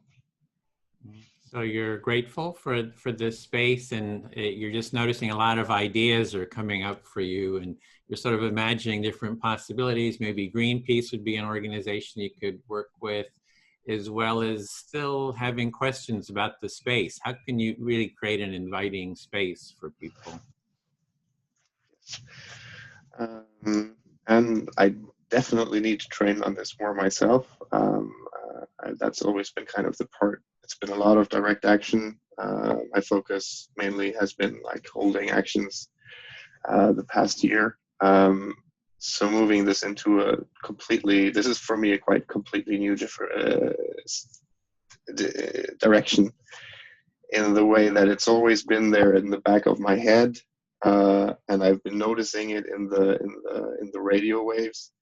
But I think it's a lot of personal work that I still need to do as well to be really fully capable, especially when it comes to creating a team of, or having more people that work in this in the empathy work and something like a working group. So you've been very much in the sort of the direct action direction, but in the back, you're kind of thinking about this more of an empathic approach, and it sounds like you're thinking of the logistics. You need to build a team and just all the logistics of how to sort of create something like that. So you're just starting to think about it. But it is, it's very, very interesting, and I feel that there's definitely a need in general in Norway, including myself, to really get this into an open sphere.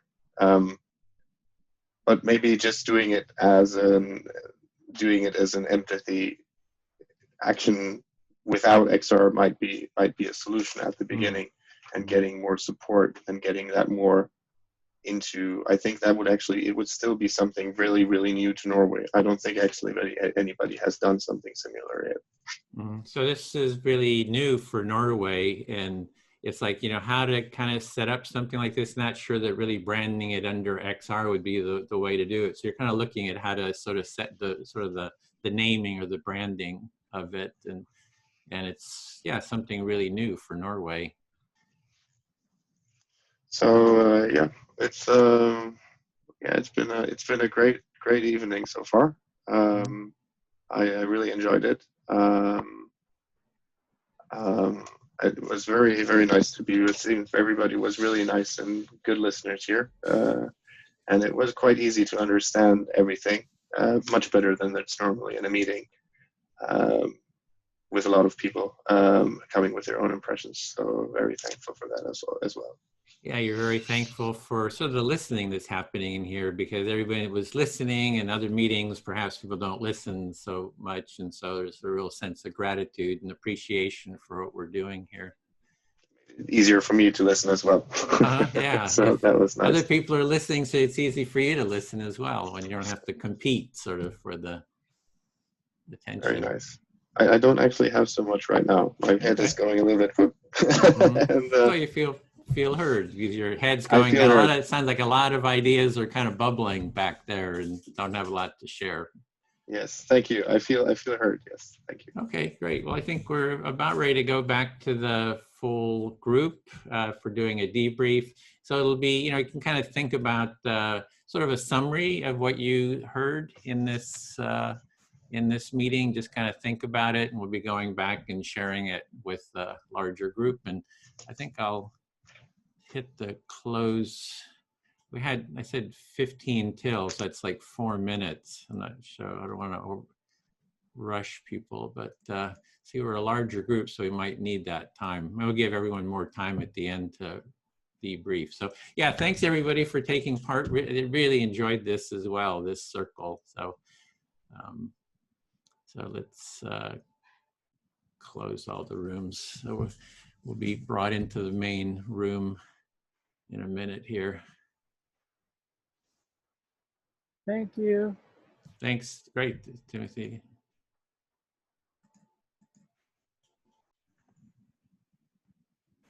Okay, everybody else is waiting for the very last minute to come back.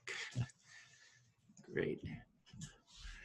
Well, that makes sense because we weren't in the middle of something, and they might. Yeah, we were exactly. They're probably needing to finish up.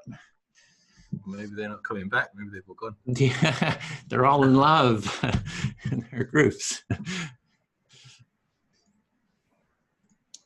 Oh yeah, there's that thing at Woodstock where like they thought, if you got into the right vibe, it could just continue forever, and then Woodstock would just be like one never-ending thing. Yeah, that's what I would hope for with the empathy, right? We create this empathic energy, and it just keeps going. Okay, and so for the other facilitators, you can turn off your video if you're remembering. Just in case. You're recording, yeah. Turn off your recording so you don't need to double record this. Right. Okay, so hope everyone felt heard in the circles, and I certainly did in ours. So what we want to do now is go around and just take a minute just to think about a sort of a summary of what you kind of covered in your groups, and we'll give maybe like about a minute with maybe a 30-second overtime, Bill. So like a minute and a half, it sort of cuts off. You have a ringer. And we'll just hear from everyone, just sort of what's your summary of the topics that were covered in your circle, or just anything you'd like to sort of feed back. And Edwin, is there someone that is going to be taking notes from what people are sharing, this harvesting time? This is being recorded, and I did take some notes. It'd be great if you can take notes, but this section will be recorded, so you'll be able to play it back. And we've been also using YouTube. The transcription is getting really good. So if anybody feels like taking the feedback section, I'll be posting it. You just have to go through and kind of clean it up, and that would kind of help with the notes, because we really want to start harvesting the insights that we had. We had some really rich insights in our group. And so I guess I'm sort of reporting back. So it was really about having this vision. We had this vision of, setting up these events at the Capitol Mall and in Washington, D.C., having the left and right, the Democrats and Republicans have empathy circles with each other. And then all the different steps, to kind of move towards kind of these larger events, doing local groups in Norway, just thinking about it, in Berkeley and San Jose and other places. So, and all the conditions that are needed for doing these type of empathic direct action. So with that, that was a little bit of my share. Bill, do you want to call on people and give everyone that time? Okay, so we have a minute and 30 seconds, and people kind of summarize what they harvested. Am I understanding that correctly? Okay, great. That's it. Okay. Martin, would you like to go first? Martin Norway. Sorry if I... Yes. Okay, we had a very nice, interesting session. Quite new for me as a direct action person normally. I've had this in the back of my head because it's always been on the radio waves. You have to do more deep listening, more empathy work when doing with XR.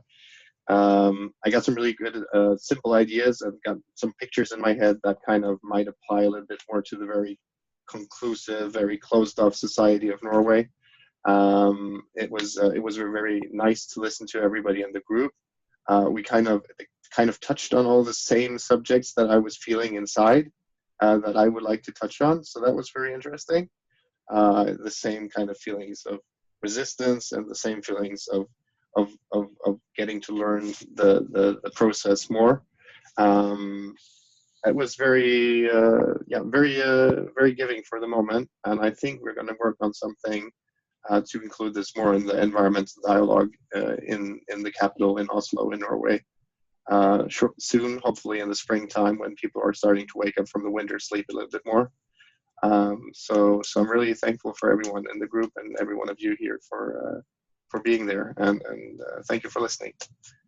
Great, thank you, Martin. Okay, Rowan? We had some really interesting conversations about how to present empathy as an invitation rather than a demand, or how, if it was a demand, I mean, because we talked about things like, we're going to be here with our empathy circle until you come and talk to us. And we were like, is that cognitive dissonance there? You know, how can we present this in a way that is forceful yet empathetic? And that was a really interesting thing to me because I hadn't really thought of it as a demand before this. And so it definitely gave me a lot of things to think about in how to present the idea of empathic things in the actions that we do, and as a standalone action of presenting an empathy tent or other space that people could come to, and how to make the invitations or demands, if that's what we want. Can we talk to the CEO of your bank while we're out here protesting that you fund fossil fuels? And so it was really interesting. I think that's all I have to say. Okay, thank you very much. Ben?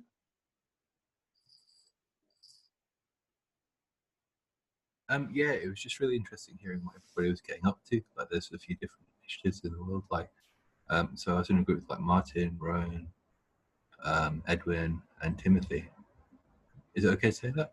I mean, it's pretty obvious, like, because it's been recorded in some video anyway. So, like, you know, it's like, yeah, no, like, everyone was up to really different things. Like, there's some new initiatives going on in different places in the world. There's some very nice approaches, like coming to like very sort of like heart-centered approaches going on. And one person was talking about this sort of legacy of like, you know, being in movement and the effect that, you know, sort of like maybe some of the things that have been learned and some of the things that, you know, some experience going forwards. So it was really nice. And I think, yeah, we talked about like forcefulness and empathy and how that worked out. And yeah, I mean, I really appreciated the sharing and harmonization of the group. Okay. Is that it, Ben? Yeah. Okay, great. All right, Timothy R. Great. Hello. One thing that struck me from our small group is fear on both sides. We had folks in our small group that have done a lot of direct action, holding actions, strong, you know, being arrested, like setting limits physically. And then I come from another side of that, which is the depth of honesty and intimacy on a very deep level. And how folks on both sides of that kind of divide being afraid of the other way. So it was interesting. Where are we comfortable and what do we bring in different aspects as a team, you know, in bringing forward an empathic, healing, collaborative, and just powerful dialogue around taking substantive action to reverse climate destruction. So that was one thing. And then the other thing that really I keep coming back to is the conditions. If we are demanding empathy, then let's be so informed and effective at setting up the right conditions. So a lot of preparation, a lot of training, a ton of support if we're uncomfortable, space and time, and strong, clear motivations for different parties to come to the table to actually connect. So just exploring all those conditions and then taking leadership and creating those conditions. So I'm inspired by that. And then I just feel my longing out of this conversation, my longing for friends in this work. So that need was met for kind of real friendship and collaboration in this meeting. Thank you. That's it. Great. Well, welcome. Glad to have you here. Thanks for joining us.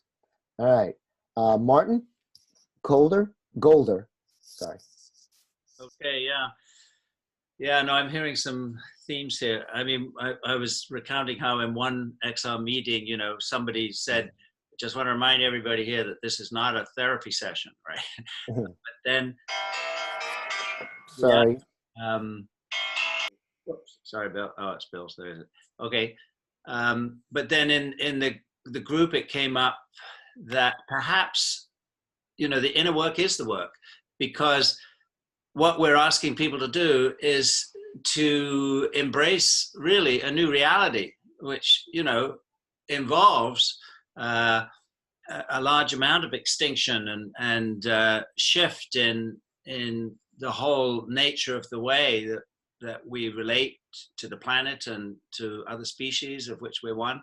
And that kind of shift really is the inner work, and that's the shift that's most important. So that was a very good takeaway for me, I must say. Thank you. Thanks, Martin. Eva?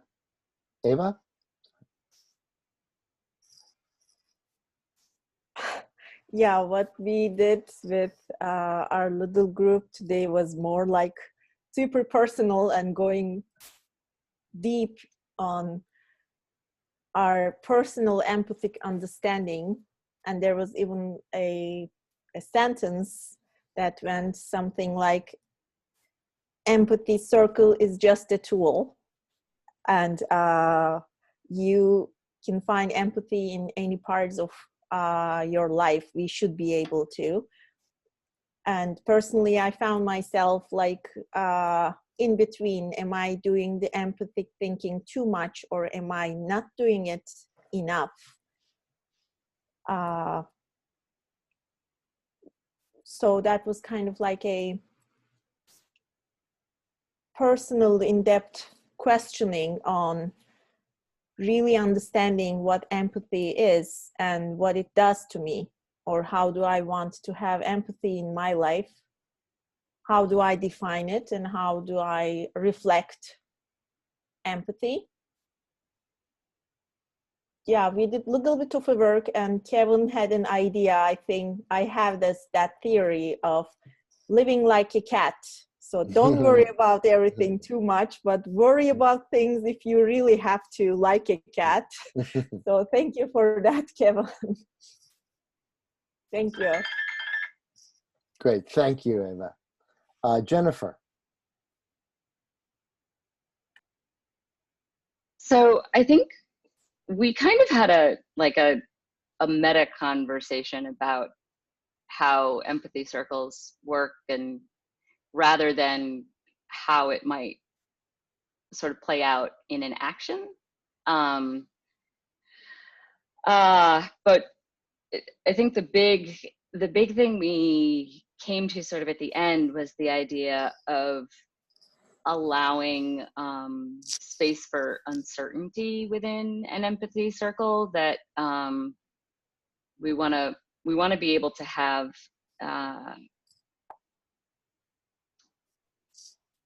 guidelines to keep people feeling safe within the space, and then being able to speak without being clear on what their their opinions or their thoughts are, because the whole point of this is to allow our thoughts and opinions to evolve and to change. And that space of allowing our thoughts to change, that space of uncertainty, I think that was where we kind of came to. So thanks, Carolina, for that.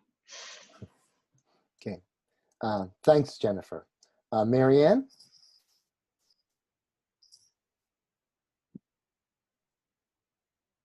I didn't realize we were all going to speak.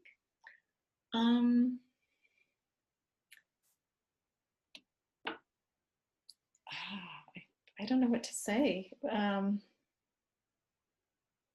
We talked about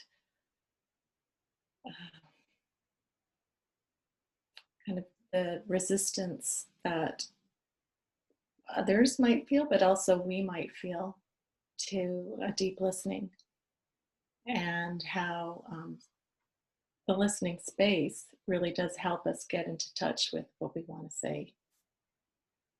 But I don't feel at this moment I can add anything. So, No problem. thank Okay, you. thanks for being here.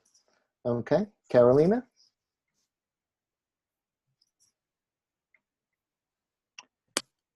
What was important to me was the contradiction. Emma, who was in our circle, noticed the contradiction between strong direct action and empathy attitude. There is usually kind of, contradiction between those two attitudes. I like to call it action state of mind and talking state of mind.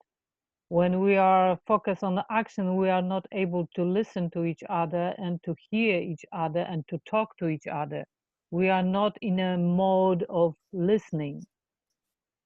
And what we are trying to do with empathic direct action, we actually join those two confusing,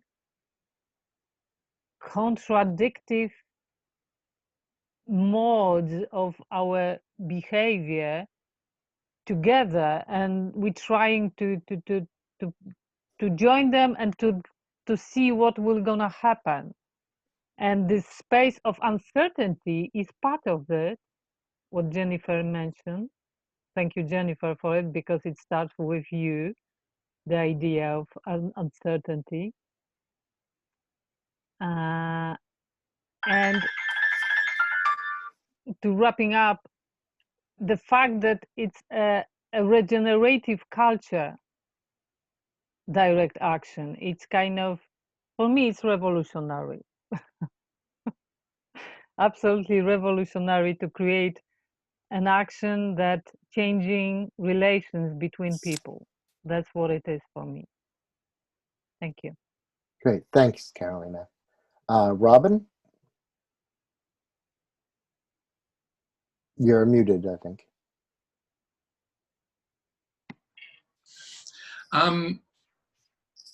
We spoke a lot about just what a privilege it was to be able to talk across countries today. And I guess for me as an Australian, it was quite emotional just to be able to talk about what we've been experiencing here to people from other countries. And connected with that was some talk about how models need to be adapted working with people who may have recently experienced direct trauma from climate change. A couple of us are familiar with the Joanna Macy work, the Reconnects model, and have worked in that, and we talked about that a little bit.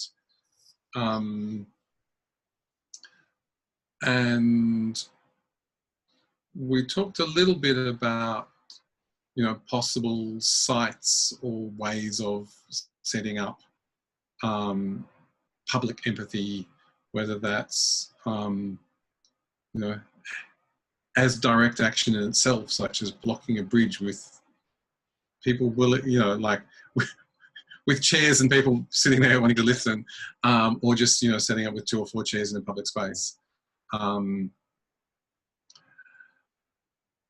yeah, and I guess, you know, just for me, it was quite an emotional experience to be able to talk to people from around the world.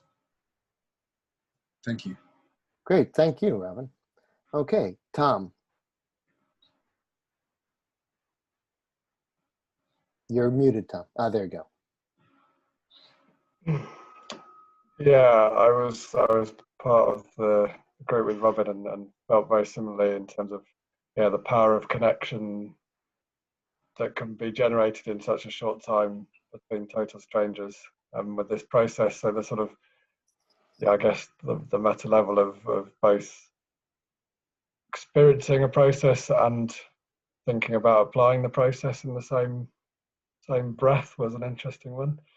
But yeah, I found it really powerful to explore this idea of, yeah, its role as part of the inner work, the regenerative culture side of Extinction Rebellion.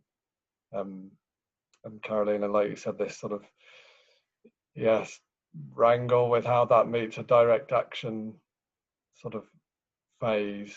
And Robin and I are both sort of in areas that have, to some extent, greater or smaller, been affected by climate change in recent times. And how, yeah, it is about meeting people that are experiencing trauma in climate breakdown, as well as being disrupted by a direct action that's trying to highlight the issue of climate change. Sometimes it doesn't need highlighting in a place that it's really hitting home. So yeah, that's a sort of takeaway, how to use this type of dialogue and listening in very different situations that are all actions of some sort. So yeah, very, very grateful for this space. Thank you all. Thank you. Okay, Kevin.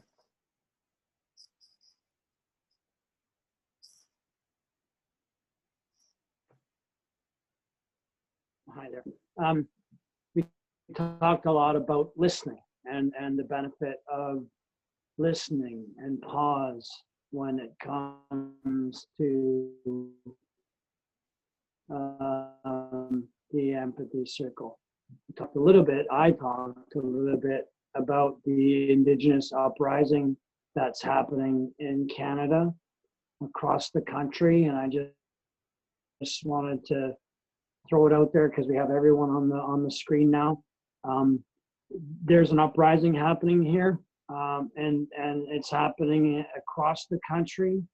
And for me, I just want to share with the fact that in like from what Robin's mentioned from Australia, we recognize up here, we recognize the effects of colonialism in your country as well as in ours. And my big passion of being here is all about decolonization and about telling the truth, because we need to tell the truth about reconciliation as well as climate change, because it's all a mitigative process.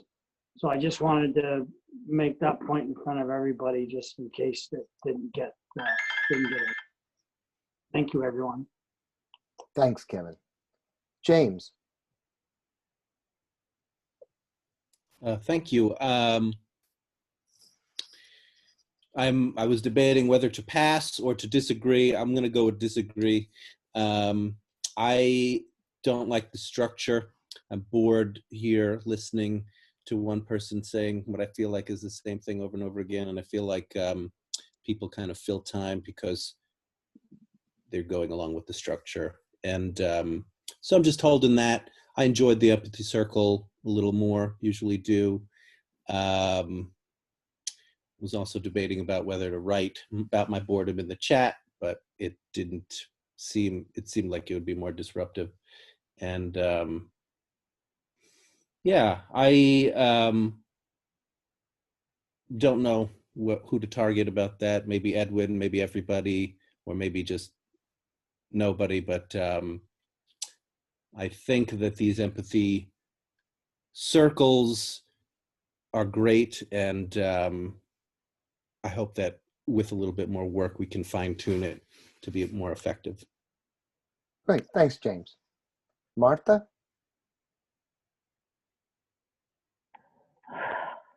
It was quite magical feeling, you know, as was mentioned before, connected to people in such different places, and it brings reality to reality. And one thing we talked about that I'm thinking away is just acknowledging how difficult this all is. You know, being the first generation that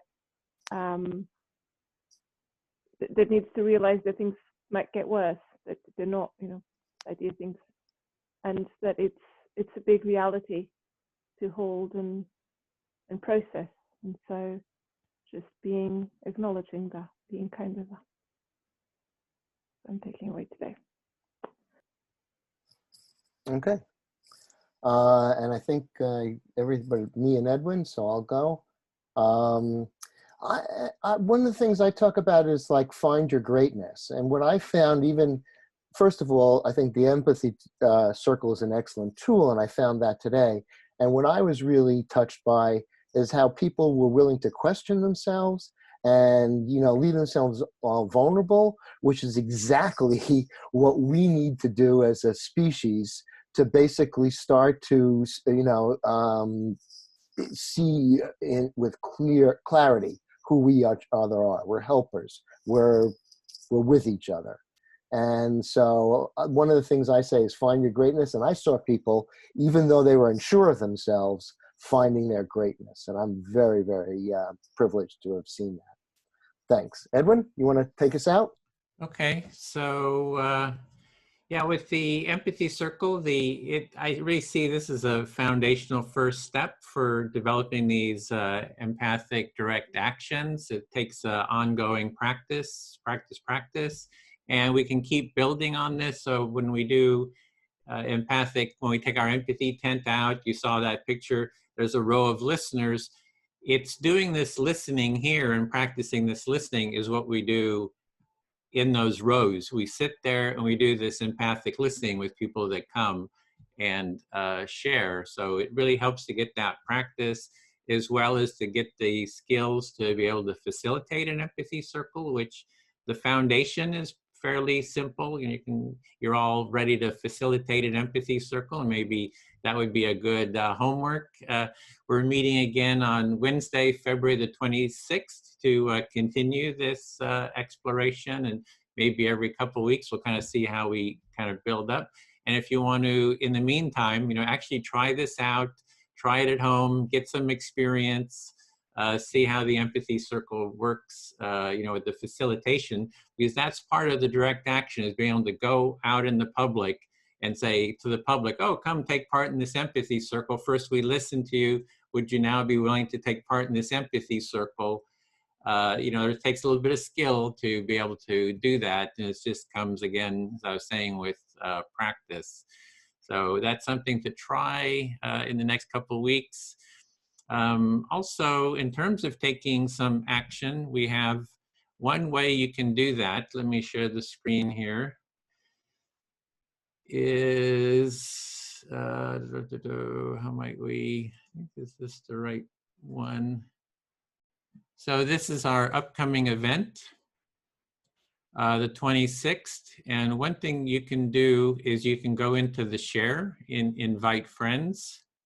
If you click on that, what I've done is created different groups, and this is in Facebook. So we have our, let's see, we have, for example, a group of people who've been involved in the conflict group. And we have some empathy circles on this Friday, actually, if you want to join us to get more practice on addressing conflict in XR. And so there's a group of people who've been in that group. You can hit select all, and you create a group and send out invites. So this is a way to invite your friends to the event. And then if you go in, you can see who's going. We only have 3 people signed up right now, but I just invited 57, and I'll be inviting more. So this is a way to kind of spread the word, reach out to your friends, let them know about it. So besides practicing the empathy circle, you can invite some friends as well as share on your Facebook page. Yeah, Carolina. No, I want to end. I don't want to interrupt you. I will wait. Oh, okay. So that's it. Those are just some steps. And I think we're good to close out then. Yeah.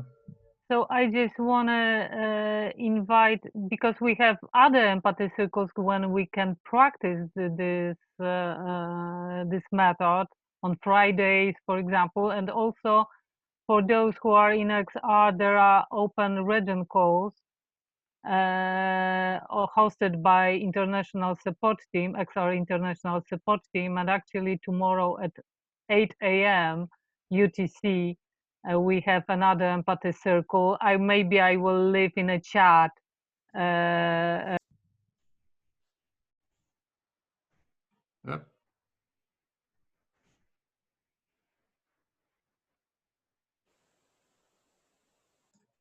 Looks like posting. Muted, Oh, there you go.